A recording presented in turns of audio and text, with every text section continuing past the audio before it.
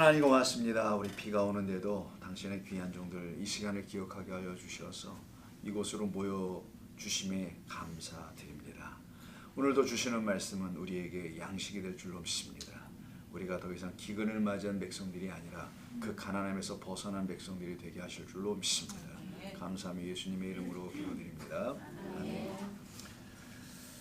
자, 여러분 성경 지금 출애굽기 이미 펴놓고 계신 걸로 알고 있고요. 3장이고요. 본문은 1절부터 5절인데 여러분 이미 읽으셨지만 제가 한번 읽어보겠습니다. 여러분 눈으로 같이 한번 따라와 주시고요. 같이 한번 이 말씀을 들어보십시오.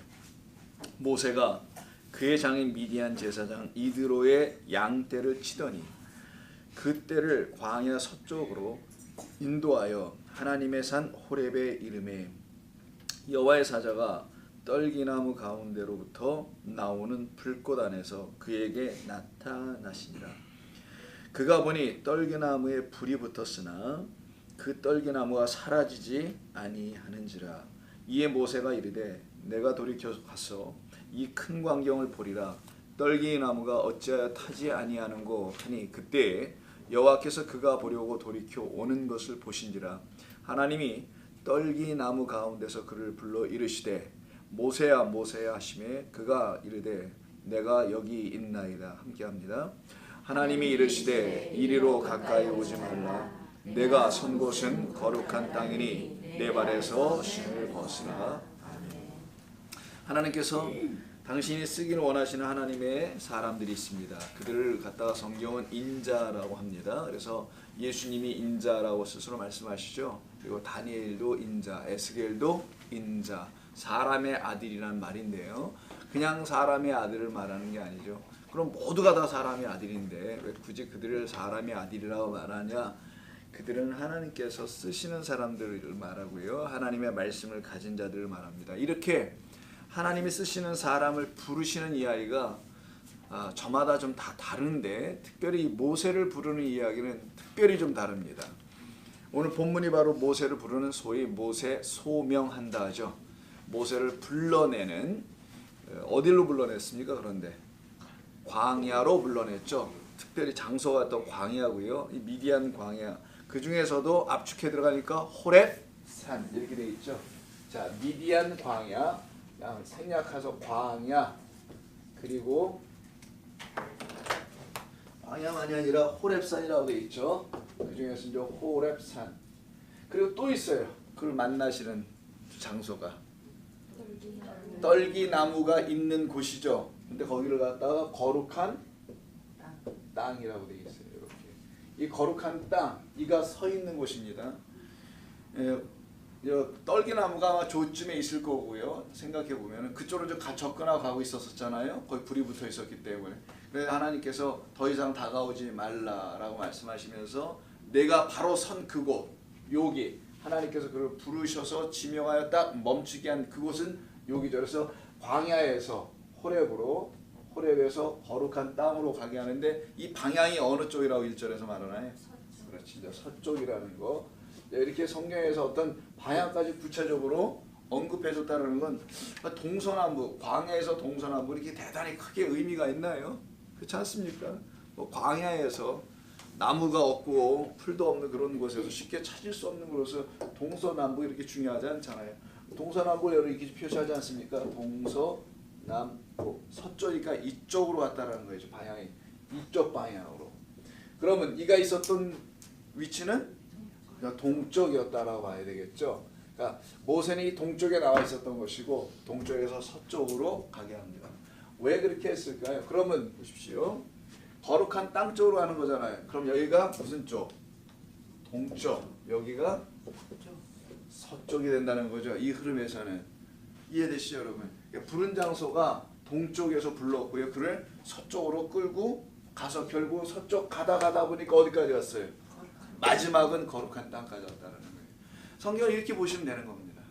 그러니까 성경을 읽으실 때 여러분들이 지금까지 알고 있는 여러 가지 성경을 어떻게 읽는지 이걸 지식이라 하긴 참 그렇고 성경이 우리에게 알려주는 흐름이 있잖아요. 어떤 지식들이 있지 않습니까? 어떻게 읽어야 하는지, 어떻게 봐야 하는지 그거대로 그렇게 한번 보는 거예요. 광야에서 시작하고 미디안자 빼버리고 장소는 중요하지 않으니까 광야는 다양한 광야가 있으니까 중요한 건 미드바르라는 광야고 그 중에서도 호렙이라는 산 이게 나중에 이제 신의 산이 되죠. 신의 산이고 뜻이 있어서 호렙이라고 글을 쓰는 겁니다. 나중에 엘리야를 데리고 가실 때 하나님께서 이 호렙으로 또 데리고 가신단 말이에요. 자 그리고 마지막에 그를 딱 세우는 곳은 거룩한 땅이에요. 여기서 신발을 벗으라라고 하신 겁니다. 동에 서서니까 성전을 생각해 봐야 되겠죠. 항상 동쪽은 이쪽이고 서쪽이 이쪽입니다. 동쪽으로 나가는 거죠. 그죠? 모세가. 그러니까 동쪽으로 간 사람이에요. 지형상으로도 동쪽으로 간 거 맞습니다. 미디안 광야로. 근데 그 지형으로 생각하지 말고 성경이 말하는 동서를 꼭 기억하시라는 것은 성전을 꼭 기억해야만이 이 답이 나와요. 그래서 오늘 그가 서 있는 거룩한 땅이라는 것은 이미 성전을 말한다는 걸 금방 잘 아실 수 있겠죠. 이렇게 봐도 동쪽으로 나가는 모든 존재를 하나님을 떠난 자들, 하나님 없는 자들이라고 말하는 것을 대표적인 여러분 바벨탑이죠. 바벨탑. 그리고 이스라엘 백성들이 하나님의 심판을 받고 쫓겨간 곳, 포로로 끌려간 곳도 동쪽 바벨론이에요. 그래서 바벨론 제국에서 멸망을 당하고 바벨론으로 포로로 간 것도 지형상으로도 동쪽으로 가게 되는 겁니다. 그래서 동쪽은 항상 바벨과 관계가 있어요. 탑은 이렇게 중요하지 않아요. 원래 탑 꼭대기에 신전이 있었던 겁니다. 그래서 바벨 타워라고 하지 말고 바벨이라는 성전, 신전입니다. 신전. 그 바벨은 발랄, 기억나시나요? 발랄이라는 말에서 나온 거라는 거. 발랄은 발랄 까졌다 이런 말이 아니에요. 발랄은 섞이다. 넥스 섞였다라는 거예요. 참과 거짓이 막 뒤섞여, 흙과 백이 뒤섞여, 어두움과 빛이 막 뒤섞여 있는 상태에서 이게 분리가 안 돼 있는 상태. 이걸 갖다가 혼돈이라고 하는 거예요. 창세기 1장 2절이 바로 그 상태에 혼돈하다고 하죠. 그걸 갖다가 세상은 걸 갖다가 카오스다, 케이아스다. 영어로는 라틴어로는 카오스, 헬라어 같은 거 이렇게 씁니다. 카오스라고. 근데 영어는 이제 케이아스. 케이아스는 케이아릭, 혼란한 상태, 어려운 상태를 표현할 때 쓴다고 하죠. 그런 단순한 혼란함이 아니에요. 이거는 거짓과 참이 막 뒤섞여 가지고 뭐가 뭔지를 몰라. 그래서 하나님께서 빛을 딱 던지시면서 구분시키죠. 나누시죠. 밤은 어둠은 밤이라 부르고 빛은 낮이라 부르는, 이렇게 나누는 다 세퍼레이션 시키는 것이 창조입니다. 창조는 그래서 뭐 하는 거냐?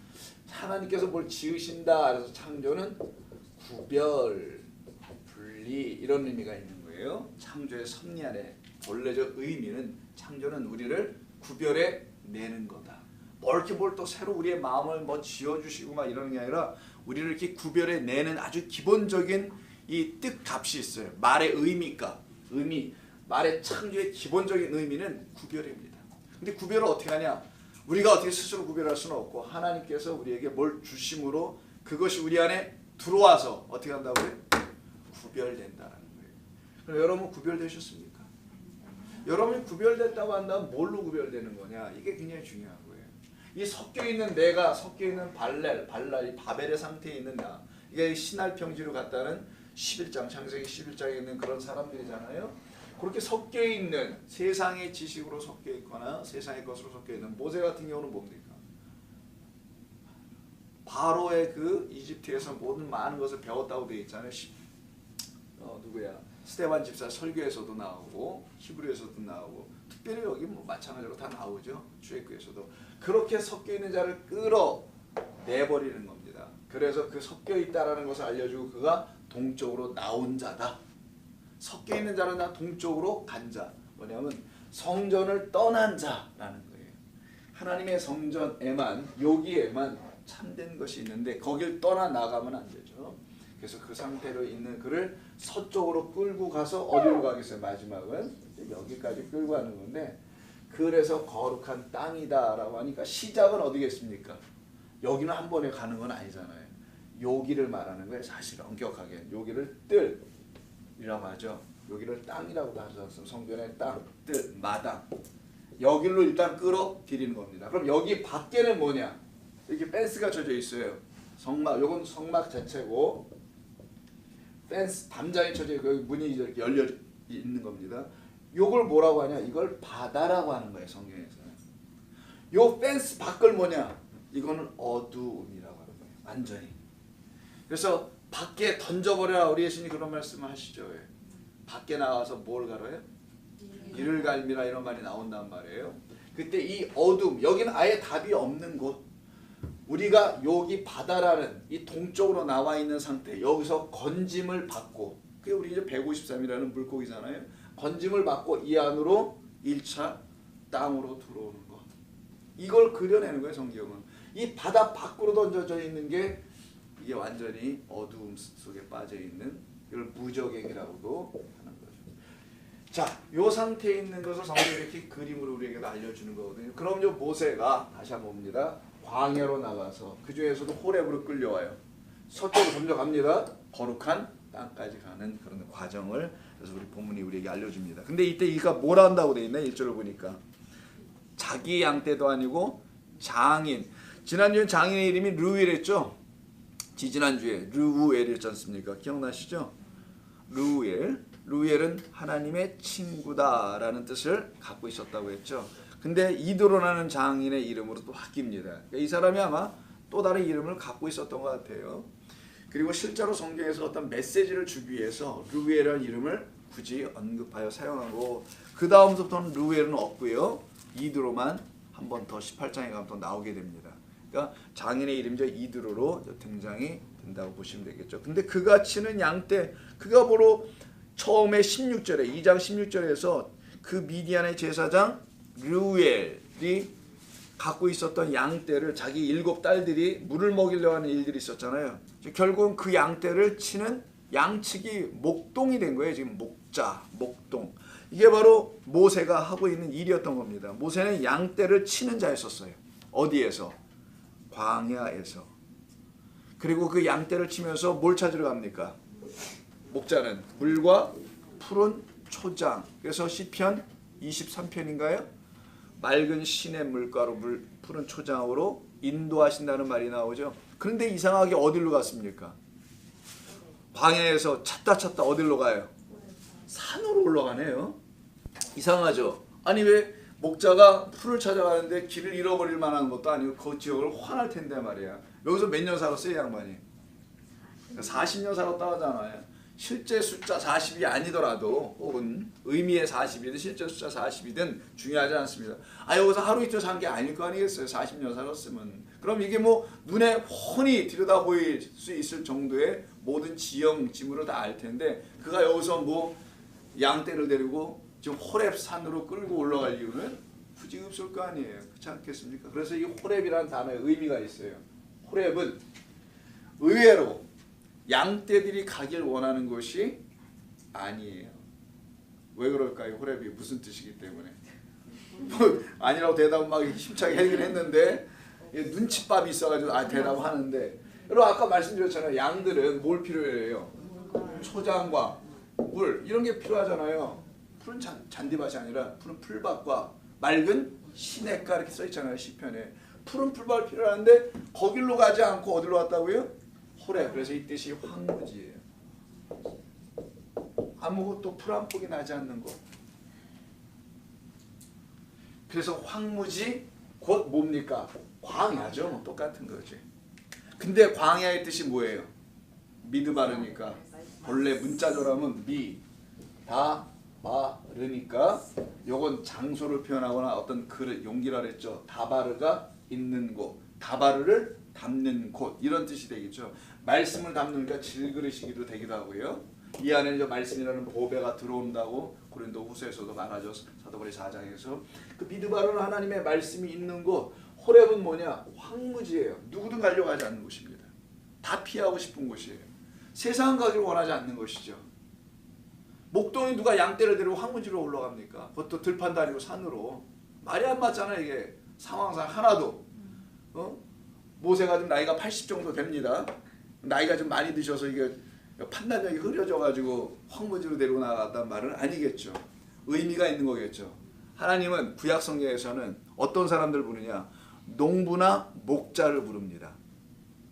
농부나 목자를 부르셔서 진짜 씨 뿌리는 농부로 만드시거나 아니면 참 당신의 목자로 만드셔서 당신의 양떼를 먹이게 하는 자로 삼는 거예요. 신약에서는 목동이나 농부를 부르지 않았습니다. 누굴 부르죠? 뭐 재수 없는 놈을 불렀다고요? 제자를 처음부터 언제 불러요? 제자를 만든 거지. 물론 공자의 제자를 부르거나 뭐 누구의 제자를 불러서 어부죠, 어부. 그래서 신약에는 어부, 구약에는 목자를 부르고요. 신약에는 어부를 부릅니다. 이게 좀 차이가 있어요. 그러나 다 똑같이 하나님의 어떤 일을 하게 하는 사람들입니다. 목자, 양떼예요. 그래서 이 양떼를 끌고 황무지로 가면 안 되거든요. 근데 이 모세는 훗날 진짜 하나님의 양떼를 끌고 황무지로 나갑니다. 홍해를 멋지게 뚫고 나갔더니만 푸른 풀밭과 맑은 시냇물이 흐를 줄 알고 나갔는데 첫 번째로 만난 거는 황무지였던 거예요. 그리고 물도 어떤 물을? 쓴물부터 만나잖아. 이들이. 황무지와 쓴물이라는 이 세상 같은 곳에서 참된 물을 반석이 내주고 참된 푸른 풀을 주는 게 아니라 하늘에서 아예 그냥 양식을 내려주는 특별한 곳으로 끌고 가겠다라는 거예요. 그걸 갖다가 뭐라고 한다? 거룩한 땅이라고 하는 거예요. 구별됐다. 분리시켜 놓은 것이다. 하나님이 정하신 어떤 것이다. 이 세상이 다 황무지인데 그 중에 하나님의 백성들은 진짜 황무지가 아닌 생명의 양식을 받을 수 있는 그 황무지로 들어간다는 거예요. 사람의 눈으로 볼 때 황무지 똑같아. 맞아. 누구도 가기를 원하지 않아. 누가 양떼를 데리고 가지 않아요. 그쪽으로. 근데 하나님의 양떼들은 그 선한 목자를 따라 간다는 거예요. 거기를. 모세의 지팡이의 방향에 따라 구름의 인도하심에 따라 전부 다 가더라는 거예요. 황무지를 향하여서. 왜? 거기에만 하나님의 참된 양식이 있기 때문인 겁니다. 그래서 모세를 부를 땐 이미 이스라엘 백성들을 부르는 내용이 담겨져 있어요. 훗날 머지않아서 이스라엘 백성들이 출애굽을 할 거 아닙니까? 그들이 다 이렇게 똑같이 될 거라는 것을 보여주는 겁니다. 그때는 여호와 하나님이 친히 목자 되셔서 이들을 끌고 나가셔서 이들에게 참된 곳이 어딘지 그걸 가르쳐 주시는 것이죠. 그래서 거룩한 땅은 역시 여기입니다. 드디어 이들을 땅으로 부르신 것이 하나님의 계신 곳으로 불러드리는 겁니다. 이때 하나님께서 그를 만나시는 방법도 좀 특이한데 2절을 보시면은요. 여호와의 사자가 떨게나무 가운데 이때 갑자기 여호와의 사자가 등장하죠. 3장 2절에서 말라크입니다. 이걸 갖다 신약성경에서는 천사가라고 표현하죠. 여호와의 사자가 떨기나무 가운데 이제 떨기라고 되어 있는데 떨기가 뭐예요? 떨기가 딸기도 아니고 우리 한국말에 여러분 떨기가 뭡니까? 가시를 떨기라고 하는 나도 이게 잘 모르겠어요. 떨기나무라고 돼요. 어떤 나무 종류인가 봐요. 내가 구체적으로 찾지는 않았는데 나무과 쪽으로는 제가 이렇게 뭐 아는 건 없어가지고 근데 이게 분명히 히브리어로는 뭐라고 하냐면 세네 이렇게 돼 있어요. 세네 얘가 뭘 센지 모르겠지만 세네 굉장히 세네 세네 이렇게 돼 있어요. 세네 이렇게 돼 있는데 이거 세네라는 뜻인데요. 이 세네라는 단어가 여기서 좀 사용됩니다. 떨기나무라는 단어로. 근데 이게 어떤 의미냐면은 그냥 여기 가시나무 있죠. 가시나무도 여러분 큰 나무 가시나무도 있지만 그냥 덤불 요 정도 사람 키 정도만 될까? 근데 이렇게 자라는 것도 그냥 덤불처럼 이렇게 막 가시 덤불처럼.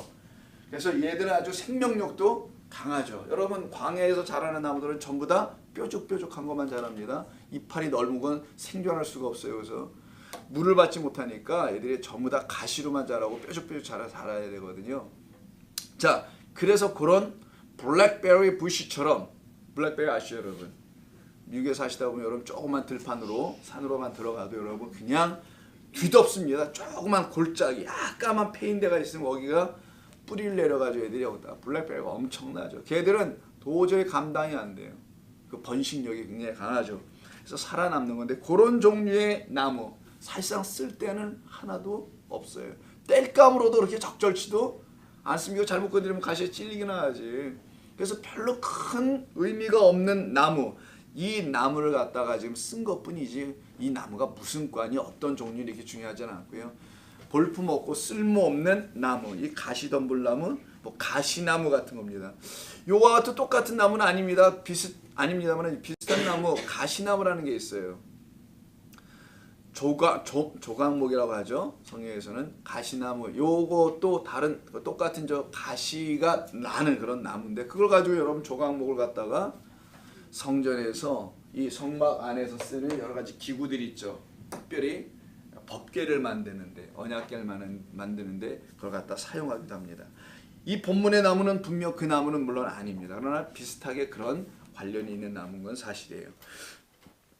가시덤불 나무 위에 지금 올려져 있습니다. 이것은 마치 뭘 의미하는 거냐면 고통 가운데 지금 이스라엘 백성들이 있잖아요. 지난 본문 기억나시죠? 아나라는 단어 기억나시는지 모르겠지만 이들이 부르짖었더라. 고통 가운데서 압제받는 가운데서. 그래서 아나라는 단어의 의미가 가난도 되고 고통 압제도 되고 겸손 온유도 된다는. 그래서 하나님께서 그들을 낮추시려고 하나님께서 그들에게 가난을 주시고 그들을 압제 가운데 어려운 가운데 두셨다라는 것이죠. 그래서 그들이 하나님을 찾을 수밖에 없도록 하나님 만드시는 과정을 우리가 지난번에 봤었는데 바로 그 고통 가운데 있는 불쌍한 가난한 이스라엘, 그 이스라엘을 대표하여 하나님께서 찾아오시는 이야기가 바로 3장 시작이에요. 부르셨으니 응답해 주셨잖아요. 언약을 기억하고 그들을 기억하잖아요. 그럼 그들 전체에게 오실 거 아닙니까 결국은. 근데 전체에게 오시기 전에 모세에게 먼저 찾아옵니다. 그러면 그 모세에게 찾아왔을 때 가시덤불에서 찾아오셨잖아요. 지금 왜 굳이 가시덤불 쓴 거냐? 가시 말 그대로 고통을 주는 거예요. 가시는 고통 가운데 있는 이스라엘 백성들, 그 고통 가운데 있는 이스라엘 백성들에게 다시 보내주려고 누구를? 모세를. 그래서 가시덤불에서 만나는 겁니다. 내 백성이 고통 가운데 있다. 3장에 가서 이제 우리가 보겠습니다만은 고통 가운데 있는 것을 분명히 보고라고 7절에 또 나와요. 우리 다음 주에 하겠지만 그 백성에게 내가 너를 보낸다. 가시덤불은 그런 의미가 있는 거예요. 그냥 고통스럽게 자라요. 얘들은 또 자라도 서로 막 찌르는 것 같아. 막 엉키고 뒤성켜가지고 그와 같은 상태에 있는 이스라엘 백성들의 모습을 가시덤불로 하는 거고 그들 위해 하나님께서 뭘로 임하실 거라는 거예요. 결국은 불로 임하실 것이다. 성경에서 물과 불은 다른 게 아닙니다. 물로 불로 똑같이 너는 성령과 불로 물과 성령으로 이렇게 하죠. 그러니까 성령에는 물과 불의 성질이 다 있다라는 거예요. 성령은 씻기도 하고 태우기도 하는 멸하기도 하고 깨끗하기도 하는 그 역사가 성령이 갖고 있는 것이에요. 그래서 너희는 물과 성령으로 나지 아니하면 또 불과 성령으로 나지 아니하면 하나님의 나라를 볼 수도 들어갈 수 없다라는 게 요한복음 3장에 니고데모에게 말씀하신 걸 기억하신다면 성령은 전부 다 물과 불, 하나님은 물과 불로 설명하신다. 그래서 하나님께서 항상 불. 그래서 이스라엘 백성들을 끌고 나올 때 그들을 뭘로 덮어서 끌고 나옵니까? 구름으로 덮어서 끌고. 구름은 물이잖아요. 사실은 구름엔 물 분자가 있는 거 아닙니까? 물이에요. 그리고 이 구름이 또 뭐예요? 밤에는 불이래잖아요. 같은 거라는 거예요. 하나의 기둥입니다. 하나의 형체인데 이게 낮과 밤의 형체가 그들에게는 역할로 다르게 나타난다는 것이죠. 그들은 때로는 물로 때로는 불로. 그래서 이스라엘 백성들이 하나님께서 불로 임하시겠다. 그들에게 있는 가시를 없애버리시겠다는 거겠죠. 뭐 태워서. 근데 여러분 이거 태우니까 불 붙어서 싹 사라졌나요? 모세가 발견한 게 이상한 거예요. 아니 불은 붙었는데 사라지지 않았다. 이 사라진다는 게 연소되지 않았다는 말이에요. 사그러지지 않다. 뭐 이게 불타 없어지지 않고 불만 거기서 붙어 있는 거죠. 바로 이 이상한 광경을 이가 목격을 합니다. 이걸 갖다가 하나님의 임재하심이라는 거예요. 그래서 고통 가운데 있는 이스라엘 백성 전체에게 하나님이 임재하실 거라는 것을 알려주는 거예요. 누구에게 먼저? 지도자에게 먼저 알려주는 거죠. 확신을 주는 겁니다. 내가 이렇게 너희 똘부시들에게 가시가 나와 있는 그런 부시들이죠. 말 그대로 거기에 내가 임할 거야. 그래서 내가 그들을 나의 것으로 다 삼을 거야. 그래서 먼저 내가 이걸 걸어가야 해. 내가 걸어가 보지 않고 내가 그 같은 나의 불을 경험해 보지 않고서는 내 백성을 인도해낼 수가 없다라는 겁니다. 그래서 그를 먼저 이쪽으로 끌고 서쪽으로 데리고 가시는 거고요. 가는 과정에서 결국은 거룩한 땅에 딱 세워놓더니만 여기서 뭐하라? 신발을 벗어라 라고 합니다. 왜 신발을 벗으라 할까요? 그 많은 것 중에 신발을 벗는 이유가 특별히 있을까요? 자, 한번 생각을 여러 해보시고요. 그래서 이 불이 붙어 그들을 완전히 사그러지게 하는 이 일을 위해서 먼저는 신발을 벗는 겁니다. 그러면 앞에 이제 똠부시에 불이 붙었어요. 그걸 봤습니다. 근데 그 똠부시는 사실은 그 가시덤불은 이스라엘 백성이며 자기 자신 모세를 말하는 거예요. 그 위에 내가 임하겠다. 뭘로? 불로 임하겠다. 그래, 너를 태워 죽이는 게 아니고 내가 너를 온전케 하겠다. 너는 내 불을 가진 자, 성령 하나님의 영으로 충만한 자 삼겠다. 이런 의미가 담겨 있죠. 그래서 그것을 이루시기 위해서 이에게 가르쳐 주는 겁니다. 모세야 모세야 라고 3장 4절에서 부르시죠. 떨기나무 가운데서 그를 불러 이르시되 모세야 모세야 하시매 그가 이르되 내가 여기 있습니다. 하나님이 이르시되 이리로 가까이 오지 말라. 여길로 너 혼자 못 간다. 넌 여기서가 일단 끝이야. 자, 그럼 성전, 성막 여러분 저 수없이 보셔가지고 이건 자다가도 눈만 감으면 얼굴에 나타나지 않습니까? 이 그림? 안 나타나세야지. 자, 다시 한번 나타나도록 한번 그려보겠습니다. 자, 여기가 이제 마당이에요. 자, 여기 마당들 아까 여기 땅이라고 해줬죠. 여기 번제단이 있어요. 여기 물두멍이 있습니다. 자, 번제단 1번, 물두멍 2번. 번제단, 물두멍.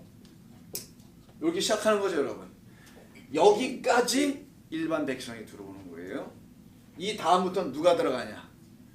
자, 출애굽기 19장을 보세요.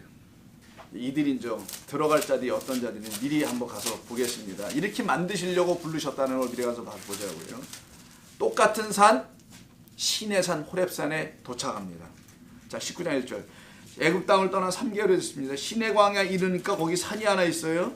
시내 산입니다. 이게 그 산에서 이제 하나님을 만날 겁니다. 3절. 모세가 하나님 앞에 올라가니 여호와께서 산에서 무슨 산?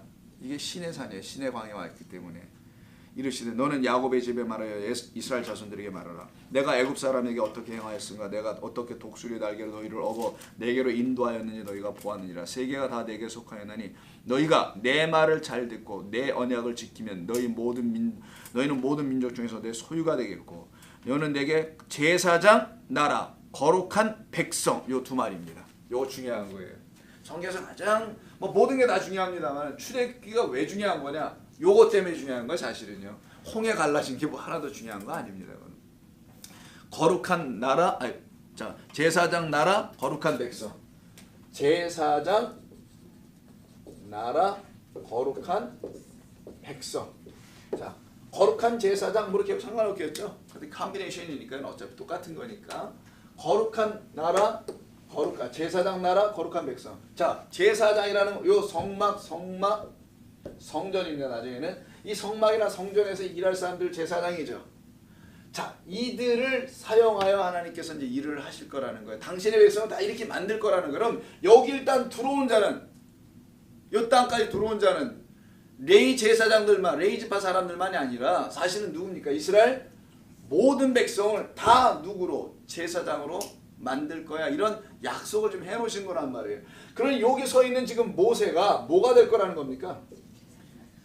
눈에 보이는 제사장은 아론이 합니다.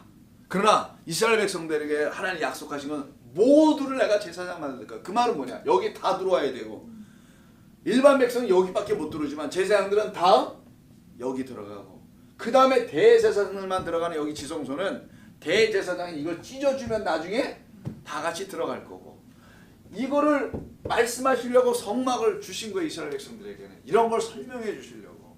그래서 모세가 여기 지금 와 있다는 건 제사장으로 부름받고 왔다는 걸 여러분 미리 아는 겁니다. 왜? 이거는 이스라엘 백성 전체가 출애굽한 이유죠. 19장은 지금 시내산에 딱 모여있잖아요. 거기서 이들에게 약속하신 건 제사장 나라 거룩한 백성이니 거룩한 땅이라고 하면서 여기가 거룩한 땅 여기를 거룩한 땅에 제사장들이 서 있으면 그걸 제사장의 나라 하나님의 나라라고 하는 거예요. 그러니 여기에 들어가는 겁니다. 여기서부터 시작하는 거죠. 근데 여기서 하필이면 뭐라고요? 신을 벗으라. 왜 신을 벗으냐?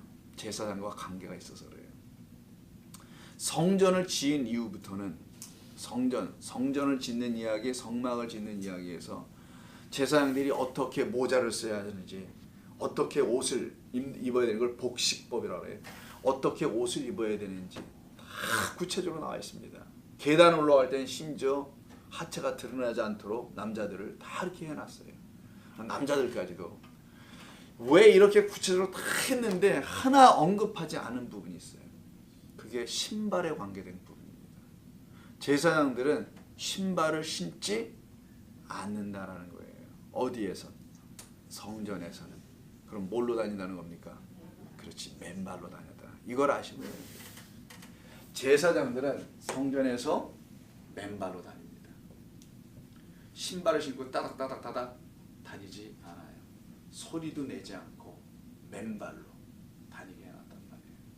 그래서 이가 여기 딱 왔을 때 신발을 벗는 것은 하나님의 집에 전에 들어왔다라는 의미가 1차적으로 있는 거예요. 먼저 성경으로 이해를 해야 합니다. 이걸 너무 상징적으로 또 지나치게 은혜스럽게 세상의 먼지때를 그걸 가지고 왔으니 신발 버려, 새 신발 신겨줄게, 이런 의미로 물론 해석할 수도 있어요. 그게 불가능한 건 아닙니다. 예수님께서 제자들의 발을 씻기는 것은 세상의 때를 씻기는 게 아니에요. 그것도 뭐 세상의 때를 씻기는 거 아닙니다. 그런 건 아니고, 아시다시피 너는 다 모욕했는데 너희가 모욕한 줄 알지를 못해서 내가 마지막에 너희를 씻기러 온 말씀이니, 말씀만이 너희를 깨끗하게 하니 내가 너희를 씻는 거야. 말씀만이 너희를 거룩하게 하는 거야. 너희는 율법으로는 이미 어떻게 했다는 거예요. 선포가, 율법의 선포는 너는 깨끗해. 이게 율법의 선포의 본래 의미가. 그래서 제사법을 준 거예요. 너는 깨끗해. 근데 이게 마음에 안 들어오잖아요. 이게 무슨 뜻인지 모르니까. 그래서 예수님께서 친히 오셔서 말씀이라는 걸 우리에게 주는 거예요. 말씀 어떻게 합니까? 사람이 듣고서는 이해하고 생각하고 깨달아져서 내가 그렇게 씻겨진 거구나 라고 알게 되잖아요. 여러분, 행위를 하면 씻겨지나요? 며칠 가면 또 때묻고 기름 생기고 막 이러잖아. 그런 걸로 행위로는 씻겨지지 못하나 말씀은 우리를 확실히 내 마음에 어떤 이해가 들어오면서, 깨달음이 들어오면서 완전히 내가 씻어졌다는 확신을 갖게 해준단 말이에요. 그래서 말씀으로 씻는다는 말이 나오는 거예요. 요한복음 15장과 17장에서는 말씀으로 내 백성, 하나님의 백성이 거룩해진다고 되어 있는 거죠. 그렇기에 여기서 신발을 벗는 것이, 예수님의 말씀에는 제자들의 발을 씻는 것은 깨끗하게 씻기 위함에, 깨끗하여졌음에, 죄사함 받았음의 어떤 의미를 말해주는 거예요. 이와 같이 너희들도 나가서 성령을 받으면 뭐하라? 용서해줘라. 죄사함을 가르치라 해서 20장에 가면, 요한복음에 가면은 예수님께서 그들에게 훅 하고 바람을 부어주면서 성령을 냅다 받아라. 그리시고는 가서 용서해줘. 그러면 돌아다니면서 용서해줄게. 나한테 잘못하고 있었잖아. 이러라는 게 아니고요. 그 무슨 관계 풀라는 게 아니잖아요. 죄 사함이 무엇인지를 그들에게 그 복음을 전해주라는 것이죠. 그 일을 하는 거예요. 그 신발, 거기 신발 벗는 게 아니라 발을 닦는 거예요. 여기는 신발을 벗는 거. 벗는 거는 제사장과 1차적으로 생각해야 된다는 거. 제사장으로 삼으신다는 거. 제사장들은 신발을 당신의 집에서는 벗었다라는 거. 그러면 신발을 벗는다는 건 어느 집으로 들어가는 거죠. 여러분 집안에 들어갈 때 신발을 물론 급해가지고 뭐 후닥닥 신고 들어갈 수도 있어요. 그러나 여러분 산다면, 그 집안에서 살 거라면 신발을 벗지 누가 신발 신고 다니지는 않습니다. 그래서 신발을 벗는다는 것은 집으로 들어왔다. 어디로 나갔다가? 집 밖으로 동쪽으로 나갔다가 집으로 서쪽으로 어떻게 해요? 들어왔다라는 거예요. 이게 부르심입니다. 집 나간 자를 다시 불러내는 거. 어디서 많이 들어봤죠? 그렇지. 탕자 가볼까요 그러면? 누가복음 15장 탕자를 보세요. 오늘은 빨리 끝나겠네. 제가 준비한 게 거의 끝을 다가갑니다. 이런 날도 좀 있어줘야죠. 그죠? 새벽 기도를 막 50분 1시간씩 하지 말고 이렇게 교회 성경 공부를 한 이렇게 짧게, 여러분들의 얼굴에 눈빛이 환해집니다. 얼굴이 이렇게 파색이. 15장이죠. 누가복음. 자, 탕자의 비유입니다. 아들이 이렇게 얘기해요. 아들의 변화의 시점이 있어요. 17절입니다. 먹는 문제야. 탕자 이야기에서는 먹는 문제, 양식 문제 때문에 터닝 포인트가 이루어져요. 배고픔이 아닙니다. 이거 내 백성이 주름은 이 배가 고픔은 이 세상의 양식이 없어서가 아니라 말씀의 기갈이라고 하시는 거 여러분 다 아시잖아요. 아모스와 호세아서 반복해서 말하는. 자, 그렇다면 17절 이에 스스로 돌이켜. 열매가 배를 채우는데 이거 갖고 안 돼. 더군다나 돼지가 개나 돼지에게 진주를 던지지 말라 하죠. 진주는 생명의 말씀의 보배 그리스도입니다. 근데 그 돼지들이 먹는 열매니 뭐겠어요? 비진리를 먹었다라는 거 상징하는 겁니다. 세상에 나가서 거짓된 양식을 죄다 먹고 있는. 자, 이에 스스로 돌이켜 이르되 내 아버지에게는 양식이, 이건 아르토스예요. 그 떡빵이 오병이어의 그 오병입니다. 풍족한 품꾼이 얼마나 많은가? 거기 일꾼들이 양식이 풍족하다는 거. 아버지가 풍족한 건 말할 것도 없지만 그 집의 일꾼들, 에베드입니다. 히브리어로 말하면. 그게 제사장들이에요. 사실은. 섬기는 자들이 얼마나 많은가? 양식이. 나는 여기서 줄여 죽는 거구나. 내가 일어나 아버지께로 가서 이르기를 아버지, 내가 하늘과 아버지께 죄를 지었사오니 지금부터는 아들이라 일컫지 마시고 나를 품꾼의 하나로 보소서. 그리고 아버지께로 가는 거예요. 이때 아버지에게는 풍족한 품꾼이, 이게 번역이 참 이렇게 되어 있는데 이게 지금 여기 번역에 좀 문제가 있습니다. 풍족한 품꾼이 아니고요.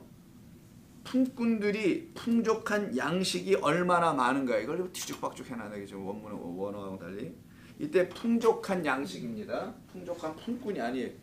여러분 형용사가 풍족한 품꾼에 붙는 게 맞아요? 풍족한 양식에 붙는 게 맞아요? abundant food이지. abundant한 일꾼들 이게 되겠어요? 안 되잖아요. 양식, 그 일꾼들에게는 풍족한 양식이 있었다 이런 얘기잖아요.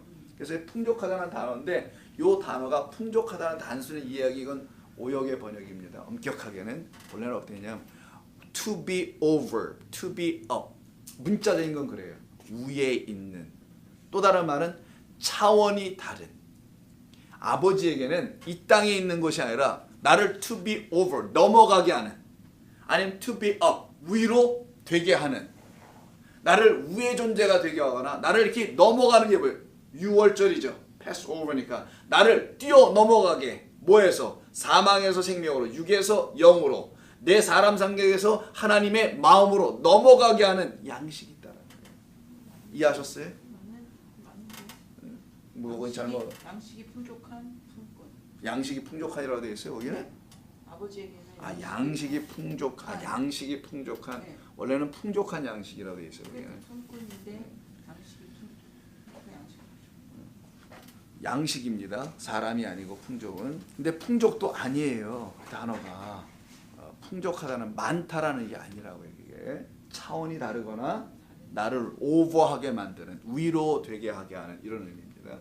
그런 양식이 있다라는 거예요. 그건 하나님의 말씀이잖아요.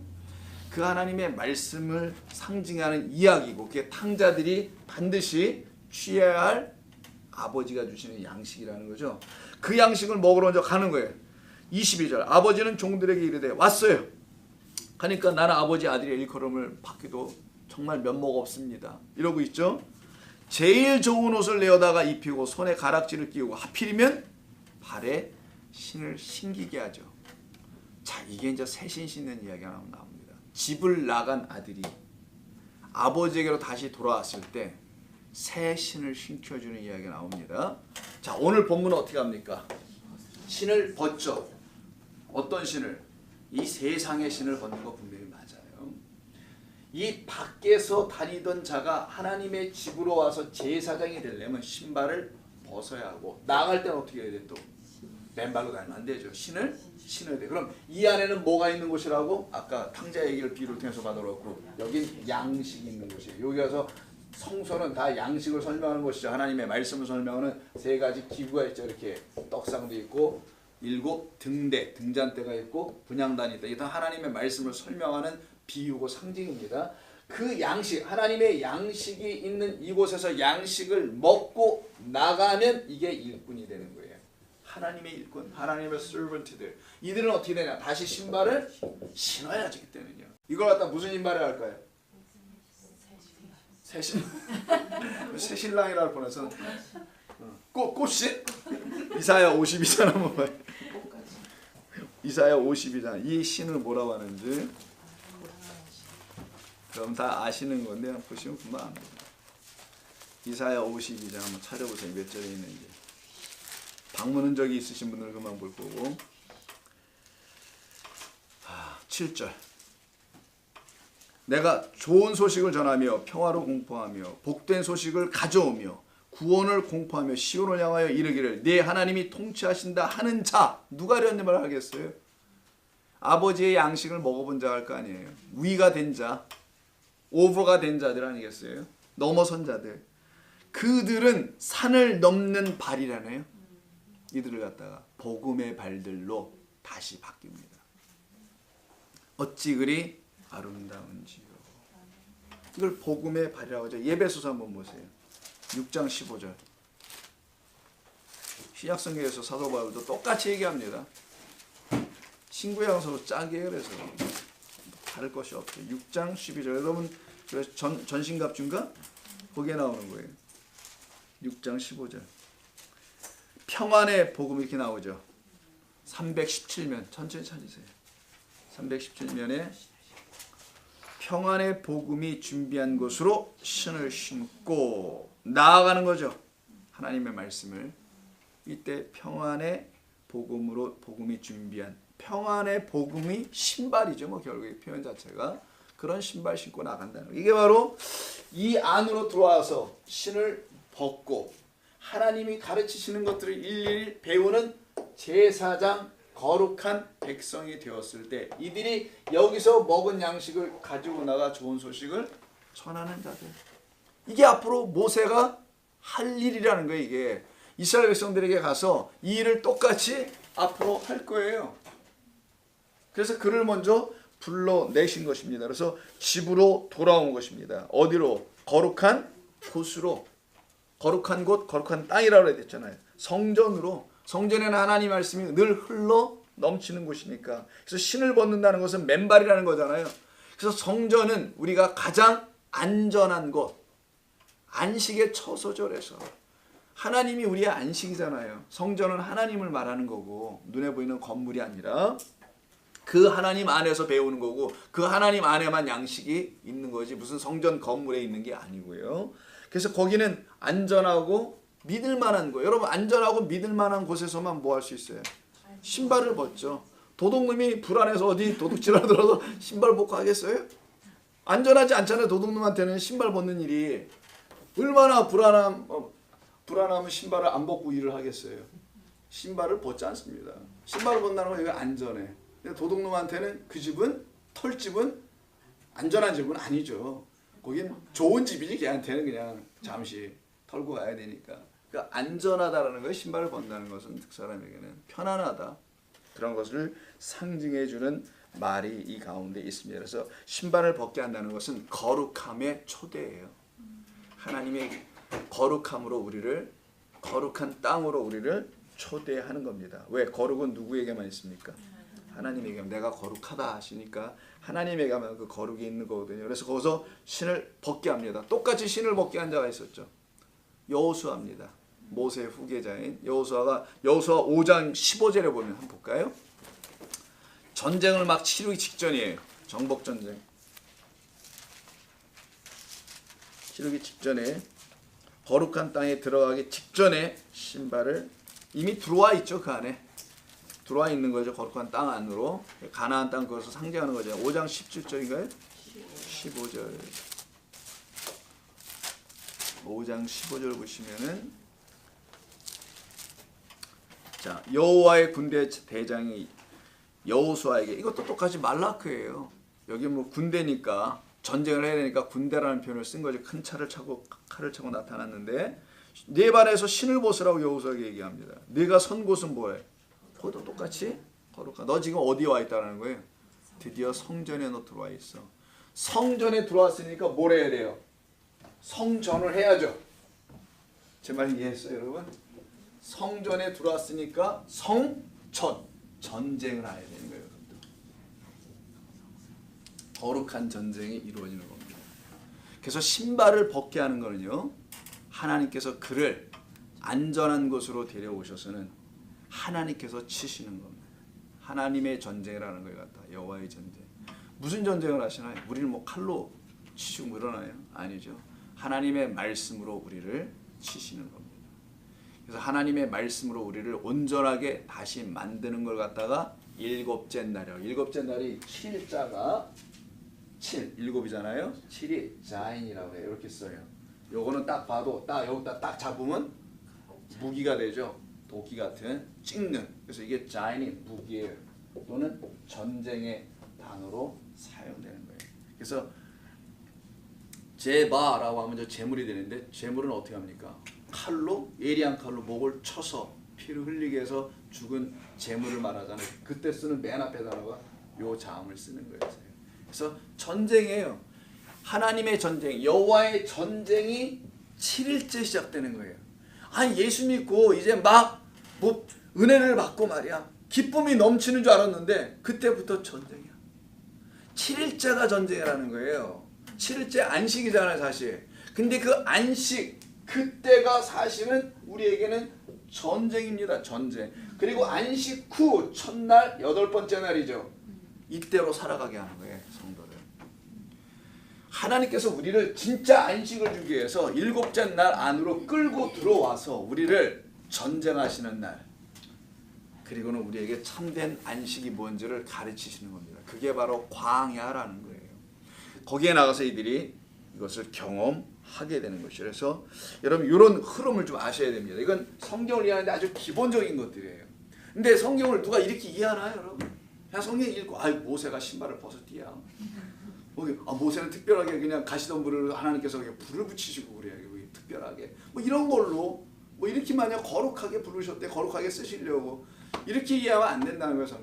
성경은 이렇게 단순한 얘기가 아니고 깊은 뜻이 있어요. 우리는 다 뭘로? 제사장의 나라, 거룩한 백성을 하기 위해서 그 사람을 대표로 모든 고통 가운데 있는 가시덤불 위에 있는 그 가시돋친 인생으로 살고 있는, 그래서 죄를 졌을 때 땅이 뭘 냅니까?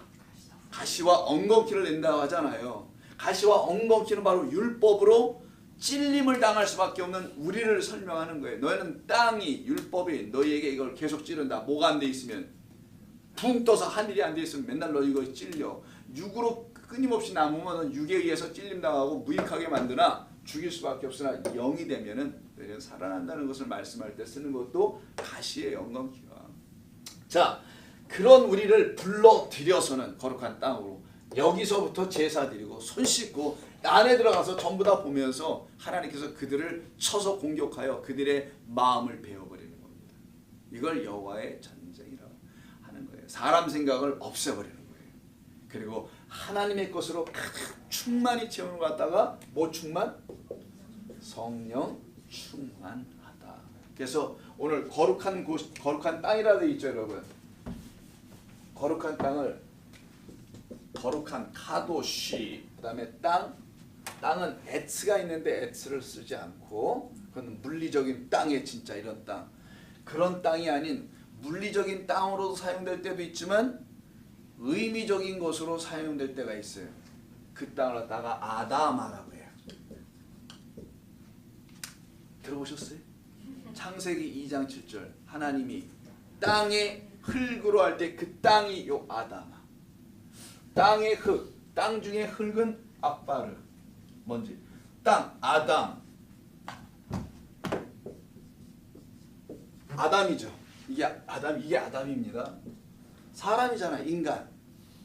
120번에는 인간이라고 딱 써요. mankind. 이렇게 인간이에요. 그냥 인류, 인간. 이게 아담이라는 단어입니다. 근데 여기다가 해가 붙어요. 그럼 아다마로 읽어요. 갖다가. 그럼 이건 호흡이에요. 땅이 지금 호흡을 갖고 있어요. 그걸 인간이라는 거예요. 우리가 땅인데, 땅적 존재인데 호흡만 갖고 있는 거예요. 이게. 누구로부터? 하나님으로부터 받았어요. 일단. 그래서 하아다마라 불러요. 그걸 갖다가.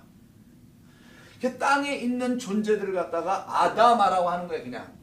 그래서 땅이, 이게 또 땅이 돼요. 땅도 되는데 단순히 땅이 아니라 인간을 놓고 설명할 때 쓰는 건 요 단어만 씁니다. 다른 건 에츠라는 게 있어요. 이렇게. 이렇게 쓰나? 갑자기 기억이 안 나네. 에트라고 써요. 요거는 땅의 굉장히 물리적인 지구, 땅덩어리 뭐 이럴 때 쓰는 거예요. 근데 이건 아담아 썼네. 카도시, 거룩한. 자, 거룩한 땅이에요 이게 지금. 거룩한 사람. 내가 거룩하니 너희도 거룩하다. 하다, 할저다, 거룩하다. 그냥. 내가 거룩하니 너도 내가 거룩하면 너도 거룩한 거야. 내가 나의 짝이면 너는 당근 거룩한 거야. 이 말이잖아요. 내가 나와 하나가 안 되면 나하고 관계없으니까 거룩하지 않겠지만 내가 나와 하나가 되면 너는 거룩한 거야. 이게 바로 아다마예요, 여러분.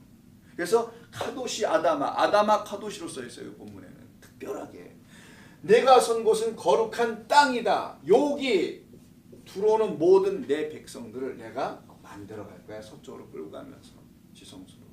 무엇으로? 나의 피조물들로 만들어가는 것이죠. 이게 바로 모세를 부르시는 이야기였고요. 모세를 가시덤불로 부르신 거고 이스라엘 백성들을 고통 가운데 있는 똑같은 가시덤불로 보시고 불러내신 겁니다. 그리고 그들을 거룩함으로 초대에 들어가는 거죠. 당신의 거룩으로 우리를 뭐 거룩하게 변화시킨다 이런 의미가 아니라 당신의 거룩함으로 바꾸어 가시는 것. 그래서 그 거룩한 뭐가 되게 하기 위해서 나라, 제사장의 나라가 되게 하시기 위해서 신을 벗은 자가 되는 거예요. 왜? 제사장은 신을 벗고 성전에서 아버지의 집에서 안식을 누리며 일을 하는 자가 되기 때문입니다. 이게 모세의 부름이에요. 그럼 모세만 이렇게 부름받는 거냐고요. 이건 우리 모두 이스라엘 백성 모두를 말하는 겁니다. 그들을 내가 이렇게 다 불러서 거룩한 나라 백성으로 삼겠다. 그래서 베드로전서에서 이 말을 또 하잖아요. 베드로가 다시 또 합니다. 이 얘기를. 거룩한 나라, 하나님의 소유, 제사장의 나라. 똑같이 다시 얘기해요. 이게 반복해서 할 수밖에 없는 거예요. 이게. 이 일을 이루신 것이 오늘 모세의 부름이에요. 그러니까 모세는 단순히 부름받아 복음 너 가서 내 백성을 구원해내 이런 의미에서 불러낸 게 아니었네 보니까 이부터 해결하신 거죠. 단순히 불러서 무슨 사명 주려고 불러내신 의미가 아니고요. 이를 다시 지으는 거죠. 이렇게 서쪽으로 나간 자를 동쪽으로 나간 자를 서쪽으로 끌고 오는데 어디로 끌고 하필이면은 호렙으로 끌고 가네요. 호렙은 뭐라고요? 황무지야. 근데 이건 하나님의 황무지라는 걸 알아야 된다는 거예요. 세상이 갖고 있는 황무지는 아무것도 경작할 수 없지만 하나님의 황무지에는 말씀이 흘러요. 그걸 젖과 꿀이 흐른다고 하죠. 젖과 꿀이 흐르는 데는 여기밖에 없어요. 여러분 정말 땅에 젖과 꿀이 흐르면 그건 큰일 납니다. 죄다 써가지고 부패하고 난리 나죠. 여기만 하나님의 생명이 흐른다는 의미가 젖과 꿀이 흐른다는 의미죠. 거길 갖다가 호렙이라고 하는 거예요. 그리고는 그 호렙을 또 축소해서 거룩한 땅, 바로 성전, 하나님의 말씀이 있는 곳. 여러분들이 날마다 이곳에 있는 겁니다. 날마다. 우리는 영적으로 이곳에서 벗어나지 않음을 말하는 거예요. 이곳에서 한때 벗어나 있었었죠. 이렇게 표현할 수도 있어요. 이곳에 있었는데 이곳에 있는지를 몰랐던 것이라고 말하는 게 어떤 맞을지도 몰라. 근데 알고 보니 나 여기 계속 있었었네 라고 생각이 들 수도 있어요. 난 떠난 적은 없었어. 내가 여기 있는지를 확실하게 몰랐던 건 뿐이었지 난 여기 늘 있었던 거야. 이렇게 생각하는 A의 그룹의 사람들이 있을 거고 나는 생각해보니 한참 밖에 있었네. 뭐 바다 여기 빠져 있었었네 내가. 이런 사람도 있을 수 있어요. 그렇지 않습니까? 건져서 일로 들어오는 우리들의 상태를 말하는 거예요. 우리의 존재를 말하는 거죠. 그래서 오늘 본문 그런 뜻을 갖고 있는 겁니다. 그래서 그 위에 불꽃으로 임하네요. 그래서 이 불꽃이 성령이라는 것을 확인해주는 한 군데 읽고 마치겠습니다. 사도행전 2장 2절으로 사도행전 2장을 한번 보십시오. 사도행전 2장 보면은 성령의 사건이 일어나죠. 오늘 본문과 똑같은 내용이 나옵니다. 불이 임하였는데 불꽃까지도 나와요. 자, 오순절날이 이름에 그들이 다 같이 한 곳에 모였더니 여기가 거룩한 곳입니다. 호련히 하늘로부터 급하고 강한 바람 같은 소리가 있어 그들이 앉은 온 집에 가득하며 마치 불의 혀처럼 갈라지는 것들이 이게 불꽃이에요. 그들에게 보여 각 사람 위에 임하죠. 하나씩 임합니다. 그러니까 불이 하나하나 각각 임했다라는 거예요. 전부 다. 그들이 다 이 일로 성령의 충만함을 입었다고 하네요. 사도행전 2장 지금 3절 4절 그들이 다 성령의 충만함을 입죠. 이 상태 지금 바로 모세가 이걸 지금 경험하고 있는 겁니다. 그러니까 여기 또 다른 모세들이 있네요. 사도행전 2장에 또 다른 모세가 여기 있잖아요. 똑같이 예수님이 세례 받으실 때 또 다른 모세로 등장하죠. 성령이 비둘기처럼 그 위에 임하지 않습니까? 바로 똑같은 거예요. 그래서 우리 주님이 내가 불을 던지러 왔다라고 하시는 거예요. 그래서 불을 던지러 그와 같은 이야기가 이 신을 벗는 이야기 속에서 우리는 다 세상에 있다가 아버지 집으로 돌아온 자입니다. 그래서 그 안에서 이제 신을 벗을 수가 있는 거예요. 왜 벗냐? 세상의 신이 더러워서 이런 게 벗는 게 아니라 제사장이 되기 위해서는 반드시 벗는 거라는 거. 탕자가 벗고 다시 어떻게 합니까? 아버지가 신겨주시는 신발을 신고 세상으로 나가는 거예요. 다시. 복음을 전하는 그 신이 발들이 다시 되는 것이죠. 이게 하나님께서 모세를 부르셔서 거길 떠날 때는 신을 신고 나갑니다. 다시. 그리고는 이스라엘 백성에게 갑니다. 하나님의 백성에게. 누구로? 목자로 가는 거예요.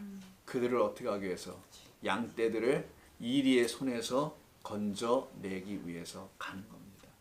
그래서 그들이 결국은 출애굽을 해서 그들의 이리의 손인 애굽의 왕에서 벗어나서 그래서 이리가 뭡니까?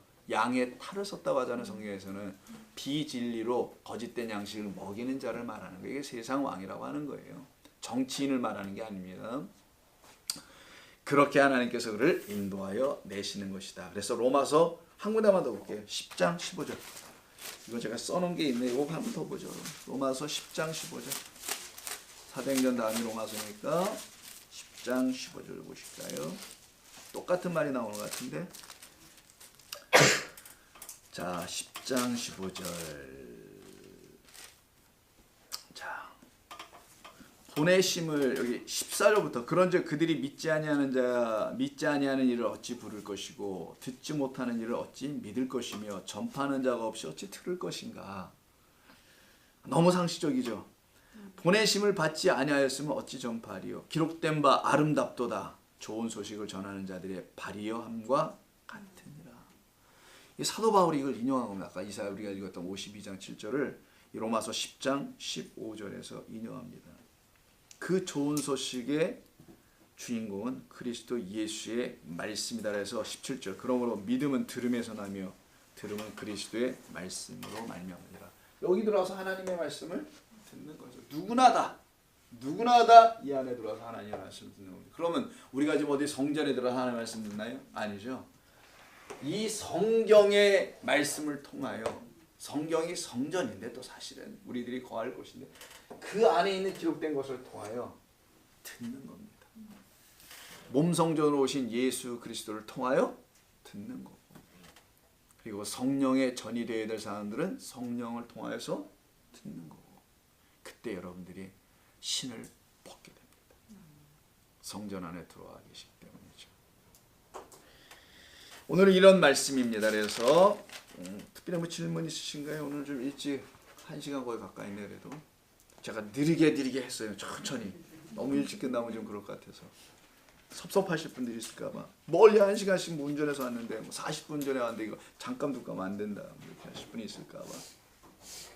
그래서 호렙이라는 의미도 아셨죠? 왜 호렙으로 가게 했는지 하나님께서 결국은 하나님의 뜻이 다 있었던 것을 알 수 있죠. 모세에게 하나님께서 찾아오셨던 겁니다. 하나님께서 여러분들의 찾아오신 것처럼. 질문 있어요? 자, 없으시면 기도하고 마치겠습니다. 좋으신 하나님 감사합니다. 이 밤에도 저희들에게 주신 이 말씀을 통해서 더욱더 주의 성령의 도움을 통하여 되새기며 묵상하여 이 말씀이 우리들에게 생명이 되게 도와주시옵소서.